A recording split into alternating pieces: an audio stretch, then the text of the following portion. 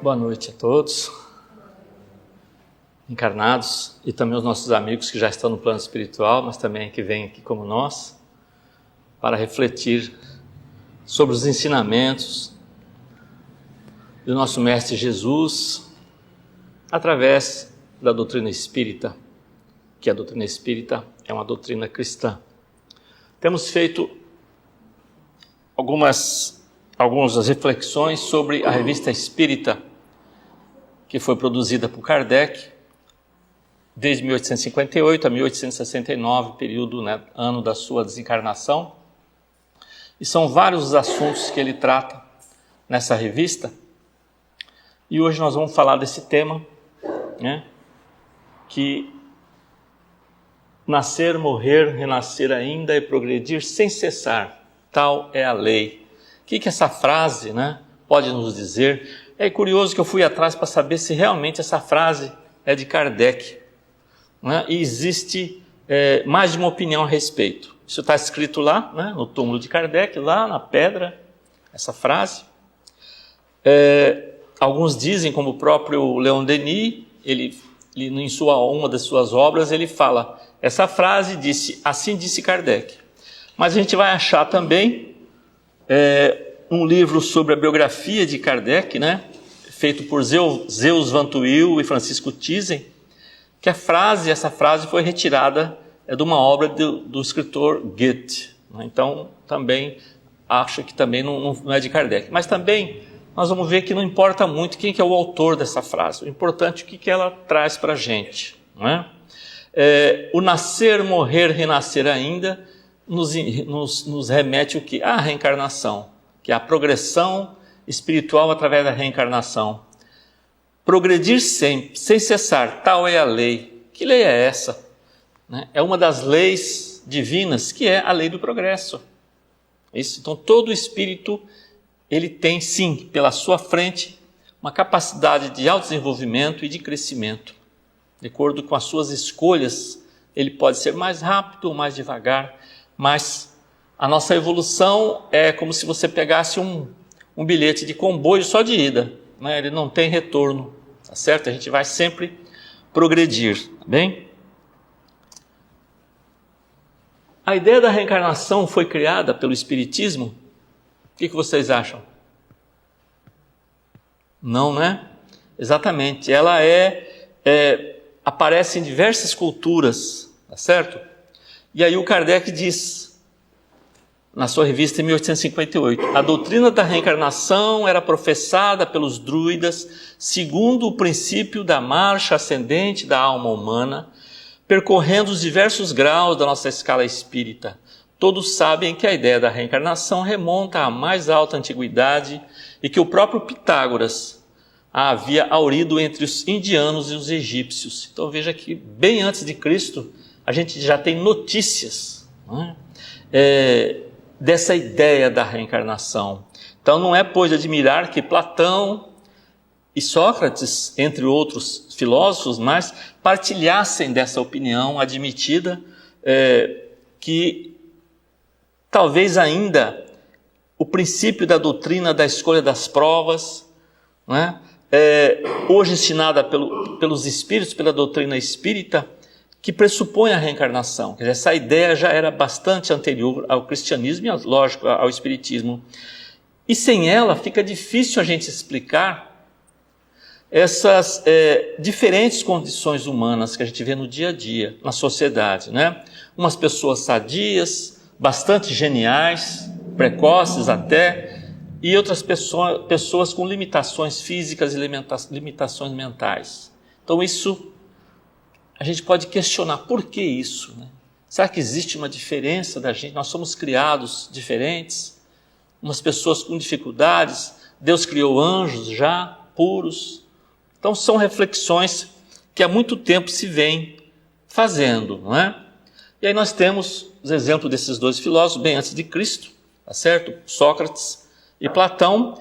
E na introdução do Evangelho segundo o Espiritismo, no item 4, tem o título Sócrates e Platão, precursores da ideia cristã e do Espiritismo. Quer dizer, esses dois filósofos já trataram disso. certo? Mas que é interessante observar, essas pessoas, esses filósofos, não vieram por acaso.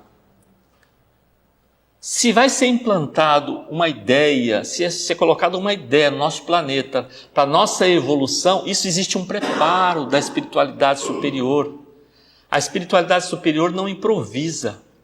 Então, antes de você colocar uma ideia, né, uma semente de uma ideia, vem aqueles espíritos luminares que vão ali com as suas, né, com o seu trabalho, com a sua filosofia, com o seu pensamento, preparar o terreno para que a gente possa aceitar aquilo com mais facilidade.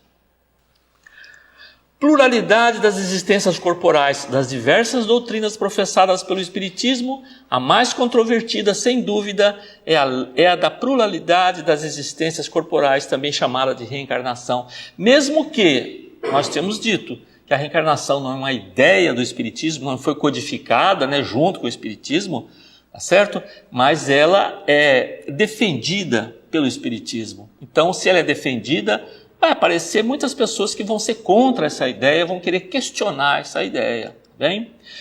E é interessante que Kardec, ele considera que a reencarnação é uma lei natural. Ele não chama assim uma coisa, sabe, fantástica, sobrenatural, né? Assim como os fenômenos espíritas, às vezes, né? Ele considera uma lei natural. Como é a gente crescer, como você tem uma árvore que, de uma semente, desenvolve, cria frutos, aquela árvore depois seca e morre. E nós também acontece com a gente, com o nosso corpo físico. Então, para Kardec, essa reencarnação em si também é uma lei natural. Não é isso? E é interessante que, lendo sobre os comentários de Kardec, quando ele começou a estudar todo o seu trabalho, toda a sua pesquisa para a codificação da doutrina espírita, ele não pensava sobre a reencarnação. Ele estava pensando nos fenômenos, mas uma série de fatores, mas a reencarnação não.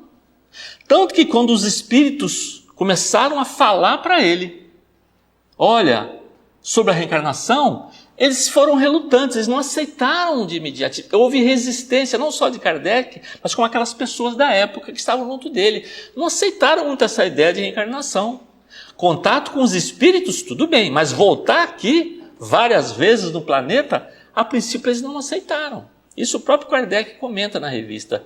Mas os espíritos superiores começaram a mostrar tantas evidências que eles não tiveram jeito, né, de fugir disso e aceitar e depois sim defender a ideia da reencarnação. Bem? E é interessante também que esses ensinamentos, essas orientações passadas pelos espíritos, não foi só na França onde estava Kardec. Vai aparecer na Alemanha, vai aparecer na Rússia, tá bem? Nos Estados Unidos, tantos outros lugares vão aparecer, tá? Fortes os indícios que levam-se a aceitar a questão da reencarnação. Bem? E, para tratar da questão da reencarnação, Kardec sugere, por um momento, não considerar a opinião dos espíritos. Pensar de um modo neutro sobre a unicidade e pluralidade das existências, dando a ambas o mesmo grau de probabilidade. Então Kardec falou assim, vamos esquecer, a princípio, a opinião dos espíritos. Não é? Vamos pensar friamente. Se os espíritos não nos dissessem nada, o que a gente poderia discutir e refletir sobre se nós temos apenas uma vida aqui ou temos várias existências com o mesmo espírito, né? Então, ele diz que muitas pessoas não aceitam a ideia da reencarnação por conveniência. Eu tenho que voltar de novo? O que é isso? Por que eu tenho que voltar? Não aceitam. Simplesmente não aceitam essa ideia, né? E realmente falar, recomeçar, né? De novo tudo isso, é como se a gente batesse o pé, visse e falasse, olha, eu não quero que escureça, né? Mas vai escurecer, e no outro dia vai aparecer de novo o sol. Não adianta eu bater o pé e reclamar, mas vai acontecer, porque é uma coisa natural. Nós sabemos disso, é uma coisa natural. Nós não podemos ir contra essas coisas naturais. que vão acontecer. E Kardec vai colocando que nós vamos ver que sim, a reencarnação é a mesma coisa. Ele questiona, se temos apenas uma existência, a alma nasce com o corpo ou já existia antes dele? Veja como o espírito científico de Kardec, o seu método reflexivo de pensar, né, coloca, assim como também era Sócrates, não é? Trabalhava muito com a questão da ideia da reflexão. Quando alguém fazia uma pergunta para ele, ele devolvia com outra pergunta, para que a pessoa mesmo chegasse à conclusão e desse a resposta daquilo que ele perguntou. É um método reflexivo do diálogo, etc. Então Kardec ele fala, ou a gente já nasce a hora que o corpo físico é criado, já vem uma alma junta, ou a alma já existia antes e encarna no corpo. Então existem essas duas possibilidades, tá? Aí ele vem e questiona, se a alma nasce com o corpo, de onde vem a aptidão extranormal que muitas crianças revelam em tenra idade? Vamos pegar lá um exemplo clássico, né? Que é Mozart, aos 4 anos já começou a escrever música, aos 8, 12 anos começou a fazer as suas primeiras sinfonias. Que criança é essa? Quer dizer, já nasceu privilegiado. Se a gente pensar assim, que a alma dele já foi criada junto, ele foi abençoado, já nasceu com uma genialidade. Isso seria, se fosse considerar, nascendo junto, não é? Enquanto outras crianças com dificuldades e crescem, tá? Com muitas dificuldades, problemas físicos e mentais, como já foi comentado, né? E tem muitas virtudes, tem crianças que elas já nascem com parece que já, não sei se vocês já viram isso, tem crianças que parece que já são adultos. Eles fazem umas coisas, respondem para a gente umas coisas, parece que já com um amadurecimento além da sua idade. Se você pensar assim, olha, mais um ser que foi criado, né, com a graça de Deus assim, e outros não. Então essa ideia, ela é muito complicada você aceitar. Se você existe, se você considera que existe um Criador, um Pai, é isso? Nós encarnados, quem é pai, quem é mãe, sabe disso, se tem mais de um filho, você não gosta mais de um, não gosta menos do outro. Você procura, né, ter amor pelos seus filhos. Agora se imagina Deus, né, na sua magnitude, né, de todos os aspectos, não vai dar preferência, tá certo? Criar filhos com dificuldade e anjos já puros, né? Não dá realmente para aceitar essa condição. Qual a filosofia ou a teosofia capaz de resolver esse problema? É fora de dúvida que ou as almas são iguais ao nascerem ou são desiguais. Se iguais, por que entre elas tão grande diversidade e aptidão? Dir-se-á, isso depende do organismo, mas então achamos-nos numa presença da mais monstruosa e imoral das doutrinas. E ele defende, se a pessoa nasceu e é uma pessoa criminosa, nasceu daquele jeito, ele não pode ser culpado, ele não pode ser repreendido ou preso. Por exemplo, eu nasci assim. Eu já nasci, entre aspas, um defeito de fábrica. Se eu sou ruim, se eu sou perverso, se eu sou maldoso, eu fui criado assim. Como é que vocês vão querer me repreender ou me prender por causa disso? Repare como essa questão de nascer já com a alma ou não, vai levar a muitas dúvidas, né? Então, essas imperfeições que a gente poderia ter, elas seriam simplesmente justificadas pela nossa criação. Então, Deus seria o responsável por me criar ou um gênio, né, ou um grande assassino. Repare que é uma coisa extrema, mas não é? Admitamos ao contrário, uma série de progressivas existências anteriores para cada alma, e tudo se explica. Ao nascerem, trazem os homens a intuição do que aprenderam antes, são mais ou menos adiantados, conforme o número de existências que contêm, conforme já estejam mais ou menos afastados do ponto de partida. E aqui você já percebe que existe uma lógica. Isso é muito lógico. Aqui você não vê injustiça de Deus. Foi dado a condição para todos os seus filhos. Nasceram simples e ignorantes, com capacidade de autodesenvolvimento. Chegou a um certo ponto, ele teve o seu livre-arbítrio com as suas escolhas. Tomou caminhos, às vezes retos, às vezes tortuosos, e foi adquirindo experiências. É por isso que nós temos hoje as grandes diferenças individuais. É por isso que cada pessoa tem um nível de conhecimento, de educação, né? Uma série de fatores, pessoas que são mais espiritualizadas, outras mais materialistas, outras que não acreditam em Deus, outros que reclamam de Deus. Nós temos diversos níveis de condição, porque o Espírito, mesmo sendo criado ali, né, com as mesmas capacidades, ele tomou rumos diversos, e aí nós vamos ter, sim, uma criança que vai nascer um gênio e o outro com grande dificuldade de aprendizado. Tá? Então, é o que Kardec nos coloca, tá bem? E aquela história, essas escolhas que fazemos, ela vai sim determinar, não é? Quer dizer, a nossa colheita vai depender do nosso plantio. Certo? Eu não posso querer colher uvas se eu plantei espinhos. Não tem jeito. Não é isso?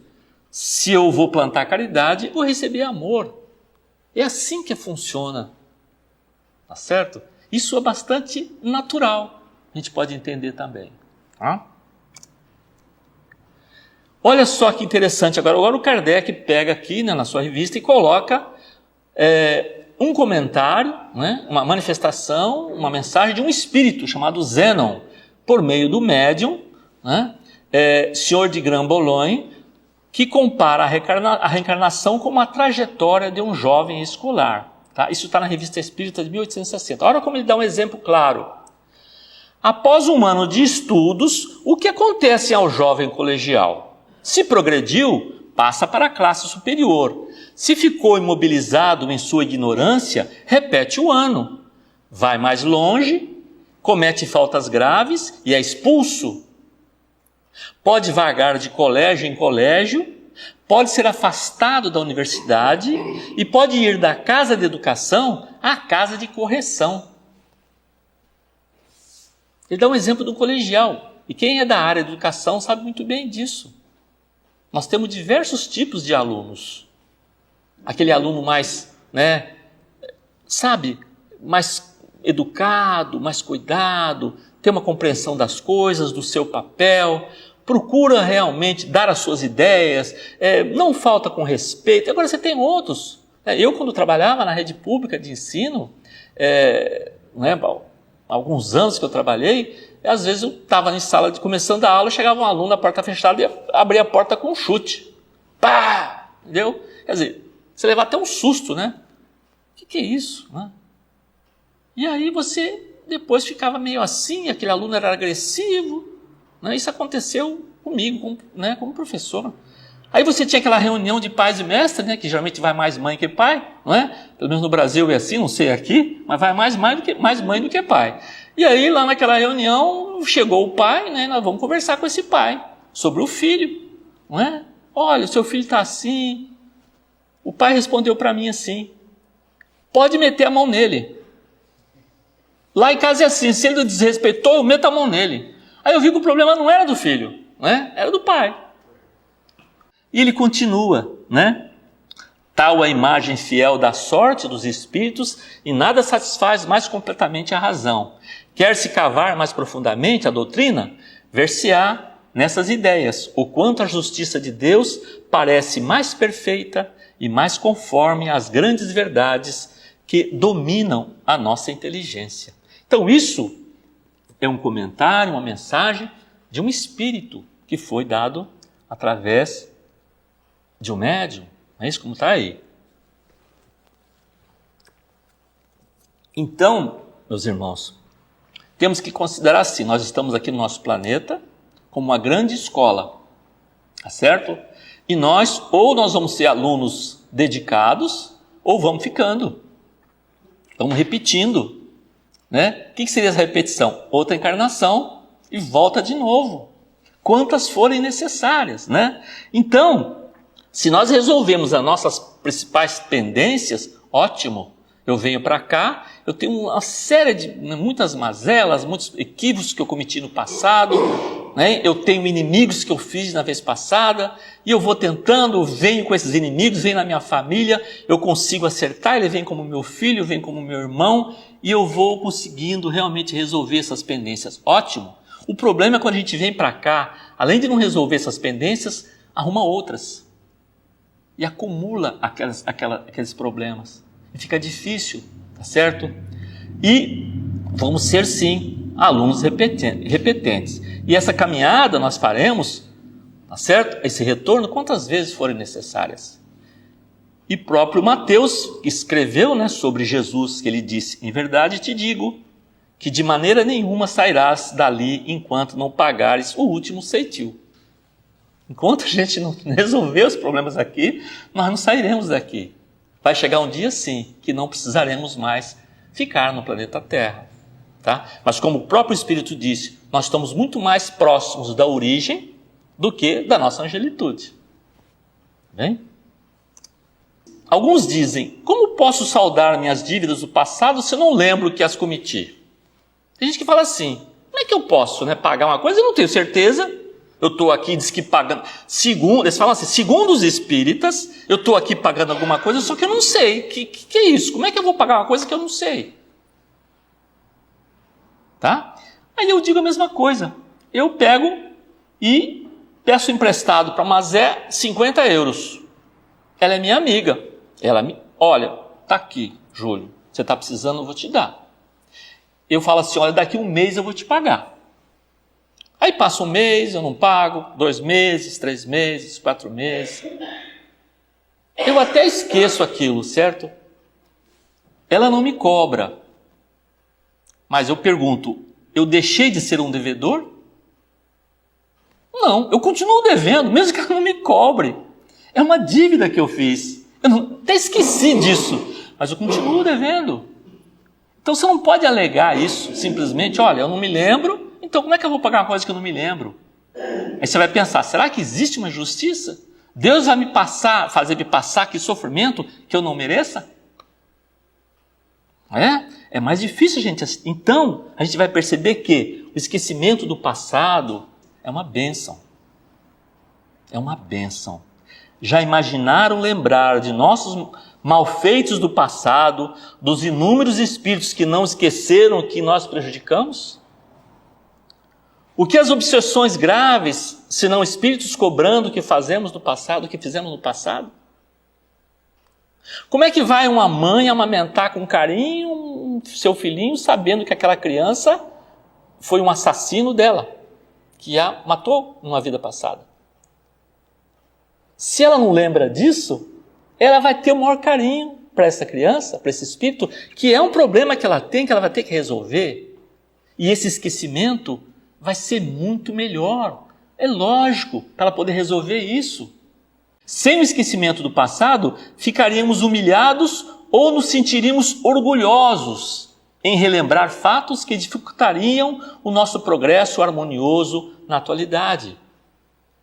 Não é só dos nossos malfeitos que a gente teria dificuldade. Se nós cometemos crimes bárbaros, coisas atrozes, sabe? E as vítimas viessem aqui e lembrassem disso. Se todo mundo lembrasse, você imagina a cobrança que seria de um para o outro no planeta Terra. O que você acha? Como é que seria? Que lei humana ia segurar, né, as pessoas descobrindo o que cada um fez para o outro no passado? Tá certo?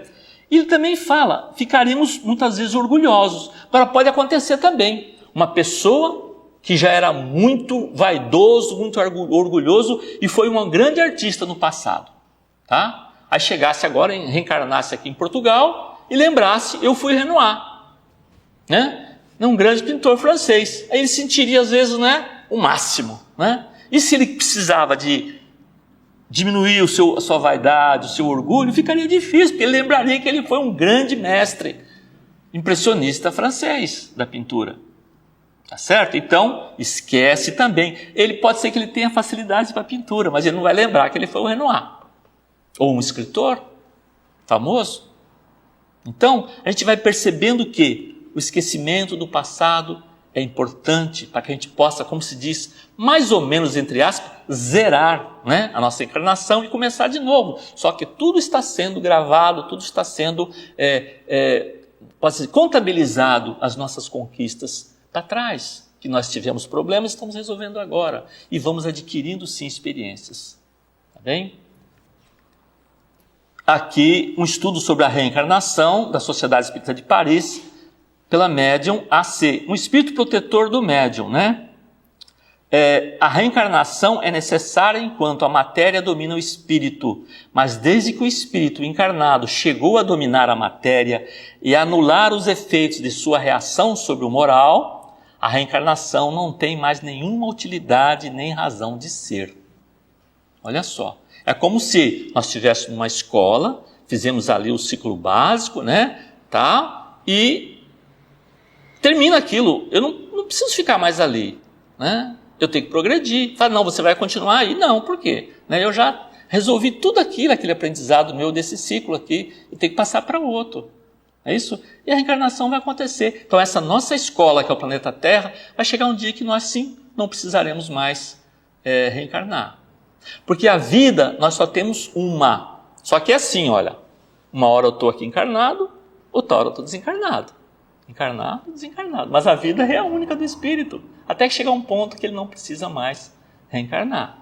Tá? Porque ele já está desapegado, como falou. Está desapegado dessa matéria, porque a gente tem um apego ainda às coisas materiais. Então isso reflete na nossa condição espiritual. E aí sim, aquelas pessoas que são apegadas, sim, ficam preocupadas. Às vezes está ali na hora da morte e está preocupado, o que vão fazer com o dinheiro que eu vou deixar? O que eu vou fazer com isso? Eu tive tanto esforço, agora vamos pegar isso aí e vamos esbanjar esse dinheiro que eu conquistei. Ele desencarna e fica ali na casa, muitas vezes, né? Cuidando e sofrendo, por quê? Porque não vai poder fazer nada. Não vai poder fazer nada. Porque vão sim. Se ele realmente não educou, né, os seus familiares para aquilo, não foi uma pessoa caridosa, uma pessoa fraterna, que procurou, sim, mostrar que aquilo são bens materiais, que ele vai passar de mão em mão, que é importante, é um motivo de progresso, né, a riqueza, mas ela não pode ser segura, não é isso ali, né, com usura, com mesquinharia, tá certo? E vai refletir na sua condição. Isso que vai acontecer. Quanto mais a gente é desapegado da questão material, não é assim, eu não ligo para nada, não. A matéria, ela tem uma função importante. Nós estamos aqui agora numa casa protegida. Não é isso? Tem uma construção, é importantíssimo isso aqui. Como você tem um automóvel que te leva para lá e para cá. Agora, se eu começo a ter um carinho pelo meu automóvel, mais do que pelo meu familiar, tem uma coisa errada. Então, é um apego demais. O que acontece? O perispírito, que é o nosso corpo espiritual, ele é denso, vai ficando denso, mais denso. Quanto mais a você é apegado aos excessos, não é? Aos excessos, e aí não vai aqui nenhuma crítica às pessoas que comem, que bebem, nada disso. A questão é o excesso, é a dosagem, não é isso? Qual o problema de você tomar um vinho? Nenhum problema. Agora, se eu tomar 3 garrafas por dia, eu vou ter algum problema físico para começar, não é isso? Então, repare que é o excesso. E quanto mais a gente vai desapegando, né, dessa questão material, daquilo que a gente ingere, daquilo que a gente utiliza, tudo que é em excesso, se você vai se livrando disso, o nosso perispírito vai ficando mais leve, mais diáfano. Tá? E quando a gente desencarna, nós vamos para um plano compatível com a leveza, né, ou peso, pode-se dizer, ou densidade do nosso perispírito. É uma coisa natural. Não vai existir alguém que vai separar, você foi bom, você vai para cá, você foi mal, você vai para lá. Não, é uma coisa natural. Se eu trabalhei com a minha vida o máximo possível, dentro da minha condição, né, de melhorar o máximo possível, saber das minhas falhas, procurar melhorar, respeitar as pessoas, né, viver bem com meus familiares, eu vou adquirindo essa leveza natural. Então eu vou para um lugar compatível, que é o que eu mereço. Tá certo? Se não, o lugar é mais denso. Tá bem? Posso não acreditar e nem aceitar a reencarnação, mas o processo reencarnatório não vai parar por causa da nossa insatisfação ou conveniência. A mesma coisa do dia e da noite. Eu posso reclamar. Eu não quero, não gosto, não queria voltar, né? E como que é interessante, se você é preconceituoso com relação à raça, com relação à cor, com relação a sexo, você vai trocar e vai voltar com outro sexo, e daí? Eu sou misógino, eu brigo com mulher, não gosto de mulher, né, detesto mulher, eu venho com mulher. Tá certo? Não é isso? Então não, eu não gosto de pessoas, né, de determinada raça, raça amarela, eu não gosto. Aí você vem como oriental. Tá certo? Você vai aprender a condição na pele sua, como que é ser uma pessoa que é vítima de preconceito. Tá bem? Esse é um ensinamento ali, ó, firme, forte, não é na teoria. Tá bem? Então, meus irmãos, para encerrar, vamos encarar a reencarnação como uma lei natural que ela é. Vamos aproveitar a chance que estamos tendo nessa vida atual, trabalhar, estudar, ser fraterno, solidário, conversar, fazer amigos, divertir, importantíssimo, né? Apreciar as artes, admirar e respeitar a natureza, os animais e principalmente agradecer a Deus a oportunidade que nós estamos tendo de recomeçar. Bom, muito obrigado pela presença de vocês.